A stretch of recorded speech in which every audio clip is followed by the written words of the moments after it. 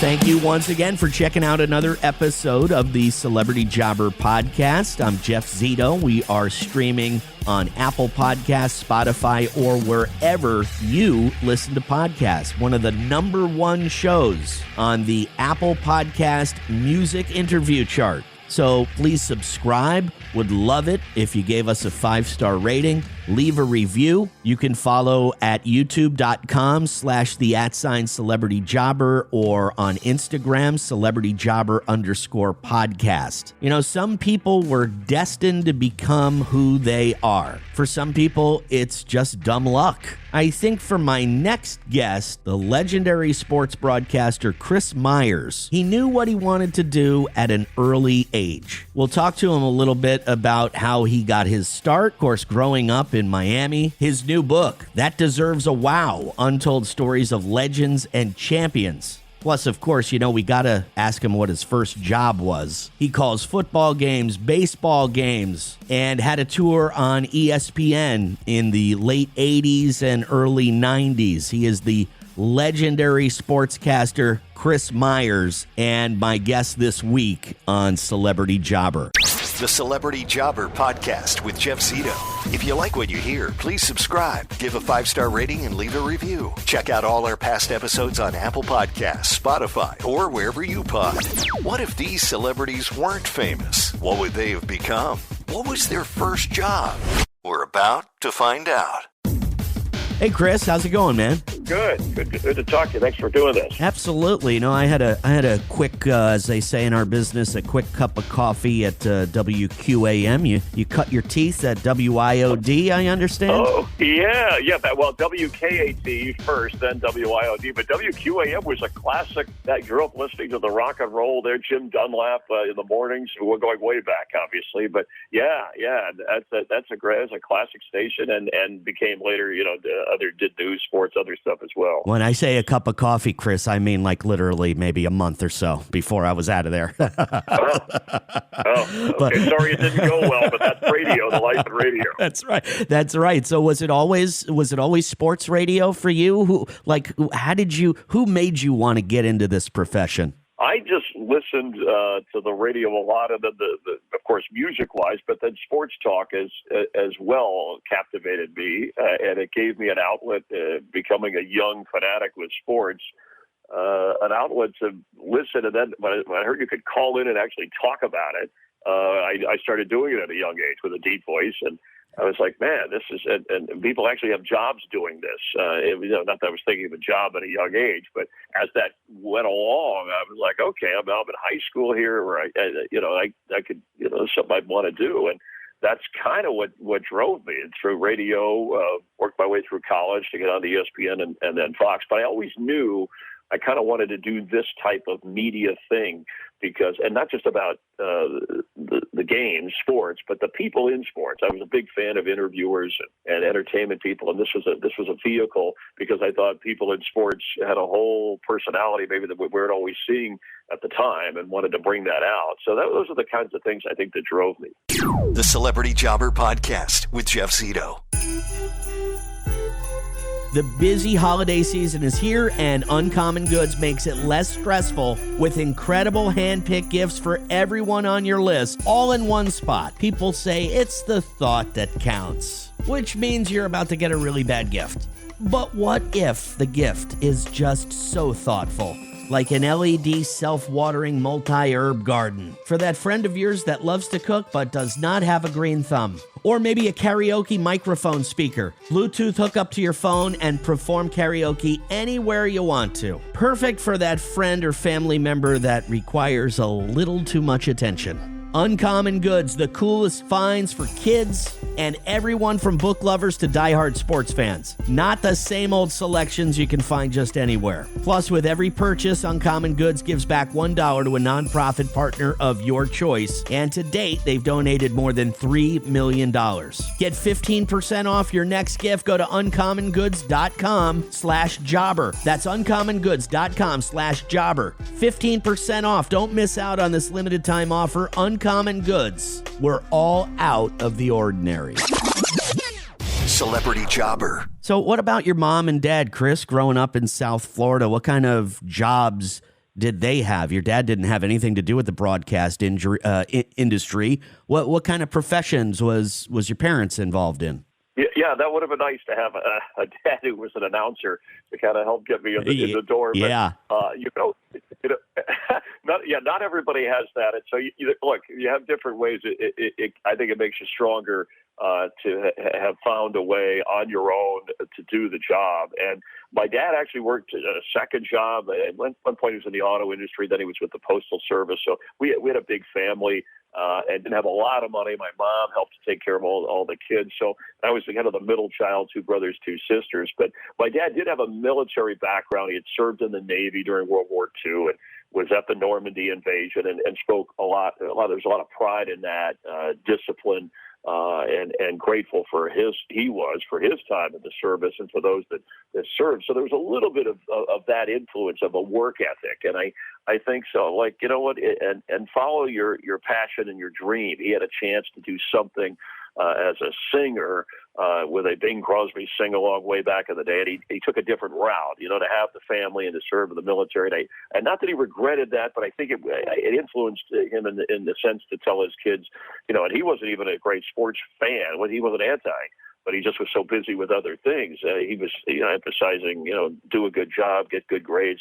But I think he encouraged us, his children, to make sure follow your dream, to follow your passion, but also your talent. Make sure you know that you have the talent to follow your dream and your passion.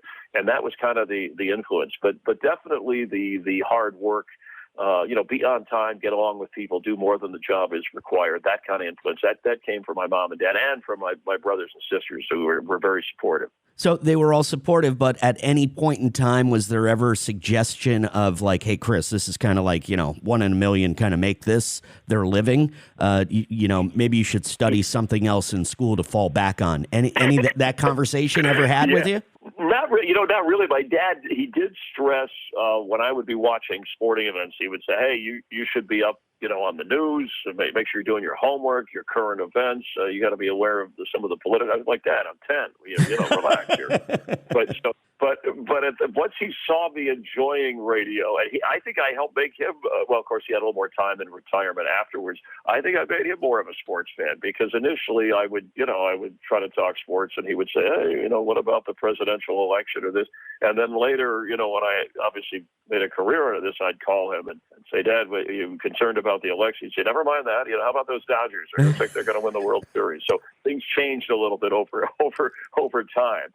So in an unusual way, I think he steered me. He gave me the tools, or at least my mom. They gave me the tools to kind of go the path I wanted. They never did discourage me, though. It was more just make sure you're well-rounded, right. Which has also helped in handling interviews and covering certain events in the book. I talk about how a sporting event can turn into a big news event on more than one occasion, almost Forrest Gump-like, and you got to be ready for that. Celebrity Jobber. The Celebrity Jobber Podcast with Jeff Zito. And talking about Chris Myers, the book is called That Deserves a Wow, Untold Stories of Legends and Champions. What was your very first job, Chris? Like maybe, very first job, maybe 12, 13 years old. What was your very first paycheck? Yeah, it was a lawn service company that my dad, I wanted to make. First, I tried washing cars. That I didn't do as well with that around that age. And then he was like, "Well, there's a lawn service guy. You can work, part time after school or weekends with this company." And I just knew that wasn't for me. That I think I was supposed to be. There was a client who had this. A doctor had this fancy house in South Florida, and I was supposed to be mowing, and I hit a strawberry patch, and I accidentally rolled through it with a lawnmower, and so they almost lost them as a client. So I was like, I'm not cut out for this kind of business.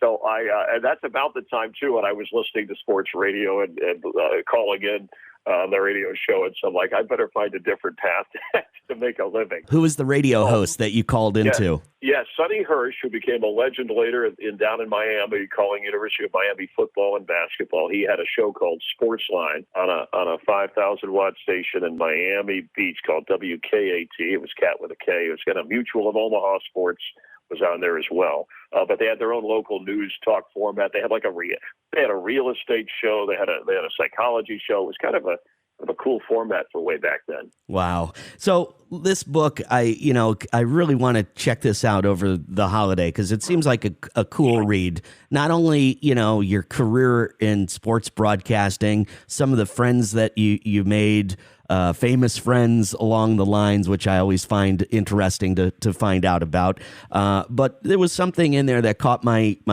attention, and that was you mentioned the loss of your 19-year-old son in a car accident. And, when I read this, it just, it got me to my core, and I could only imagine something that you had to go through. Was this something important for you to write about, to get out to? Was it therapeutic for you to put these words down? Yeah, it wasn't so much therapeutic because it's difficult to talk about and even write about. But I thought if I was going to write a book about things that influenced my view and in sports, and I talk about people in sports who have lost, whether it's Dale Earnhardt, with Dale Earnhardt Jr., losing his father, and Rick Hendrick, NASCAR owner, champion owner, who lost his son.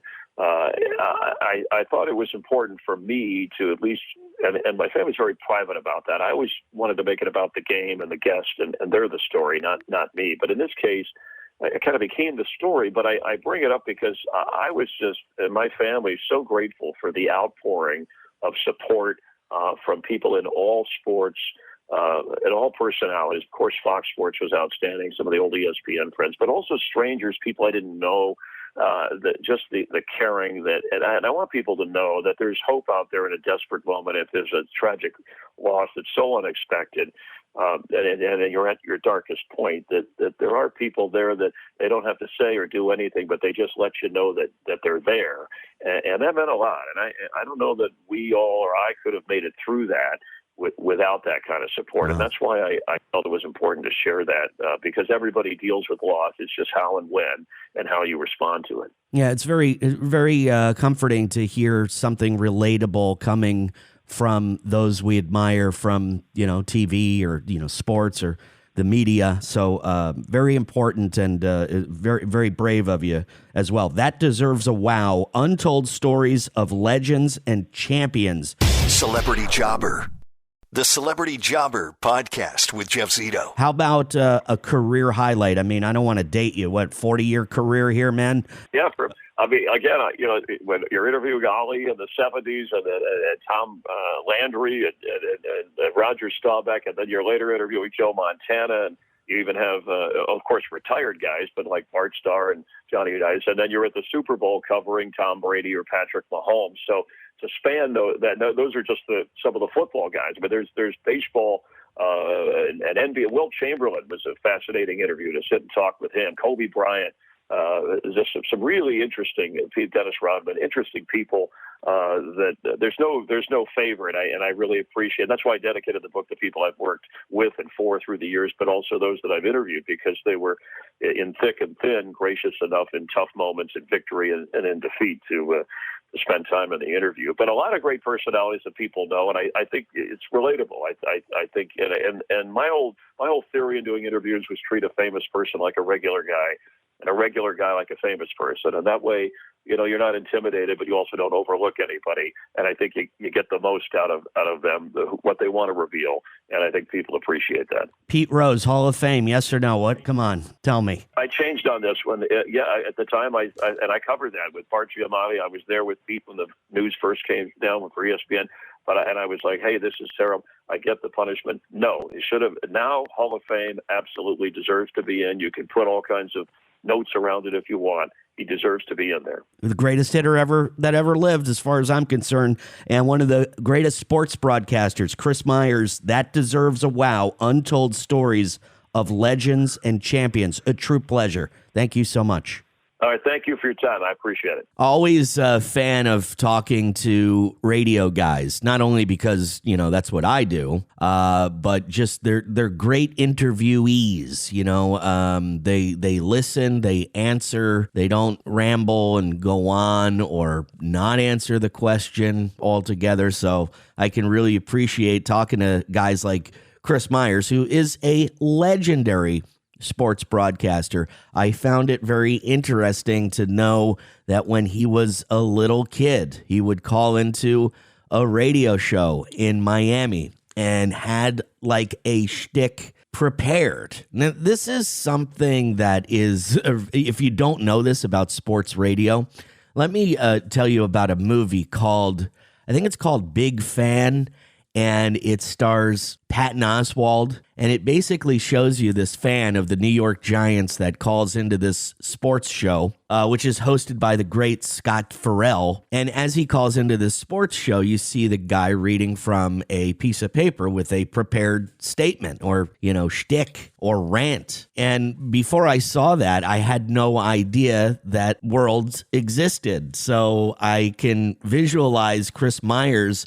as a young guy writing down a whole page of some kind of rant about some particular sports situation or person or team and calling into the radio station and reading it verbatim. So I think that's pretty cool. His first job, however, washing cars, he said that didn't go well. And then his dad got him in a lawn service, which didn't go well either because he backed the lawnmower over some bushes. So I guess his career there didn't last long. His family very supportive of his choice of becoming a radio broadcaster, an announcer. I have to say his big break probably came in the late 80s when he got the gig onto ESPN, a major national television network. Going from a local radio station to that is kind of a big deal. You got a lot of eyeballs now on you and a lot of opportunities to do some big stuff. And he said his father was supportive. I guess his dad was a military man, which he made note of. And he also made note of his dad was in a Bing Crosby tribute band early on in his life. So following your dreams and doing stuff like that was encouraged by his dad, who I guess did not continue his dream of being in a Bing Crosby tribute band as he, went off into the military, had a job in the automotive business, then again with the Postal Service, and,